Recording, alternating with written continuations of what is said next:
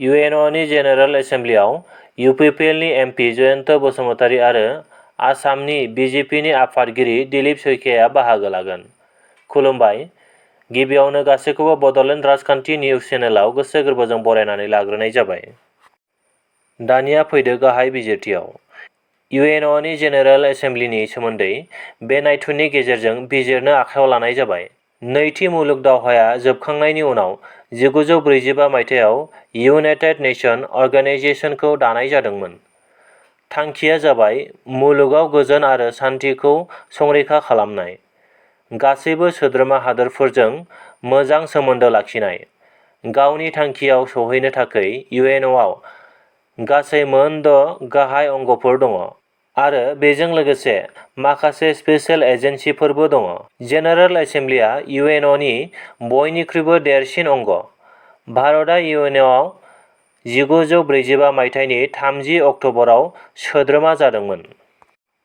गुदियै इउएनअआव गासै 51 सोद्रोमा हादोरफोर दङमोन।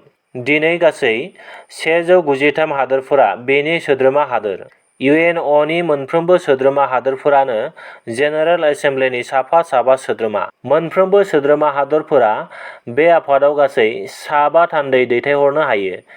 बे आफादनि जथुम्माया थामहिनबा सेसनआ बोसोरसेयाव खनसेयै जायो। बे आफादाव मोनसे हादोरनिफ्राय 5 सोद्रोमाया बाहागो लानो हायोब्लाबो गंसे हादोरहा मोनसेल' भट थायो। आसामनिफ्रायबो बे बोसोराव आसाम रायजोनि बिजेपिनि आफादगिरि दिलीप सैखिया आरो इउपिपिएलनि एमपि जयन्त बसुमतारीआ बाहागो लाहैगोन।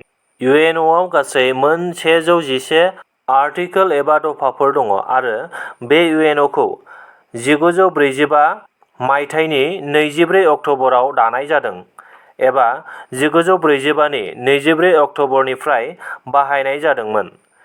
बेनिखायनो 24 अक्ट'बरखौ बोसोरफ्रोमबो इउएनअ एबा इउएन सान हिसाबै फालिनाय जायो आरो बे इउएनअनि गाहाय मावखुलिया इउएसए थामहिनबा इउनाइटेड स्टेट्स अफ आमेरिका बे आमेरिका जथाय हादरनि निउयर्क सोहोराव दङ।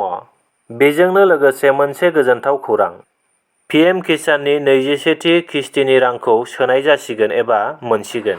जाय बिथांमोना सिगाङाव मोनोमोन नाथाय दायो मोनाखै, नोंथांमोना जिंगासिनो गोनां गैया, मानोना फैगौ नबेम्बर दाननि 15 खालारनिफ्राय सोनाय जासिगोन। बेनिखायनो नोंथांमोना घाबरायनो गोनां गैया।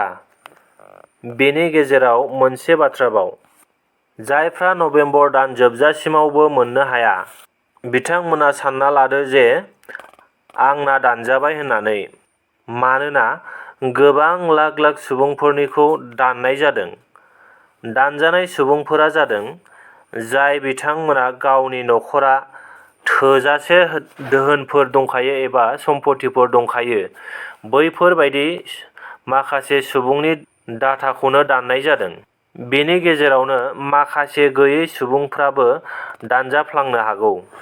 बेखौ चेक खालामनोब्ला नोंथांमोना मोनथिगोन आरो बे चेकखौ नोंथांमोना गोरों मानसिफोरखौ अनलाइनाव चेक खालामनो होबानो जाबाय।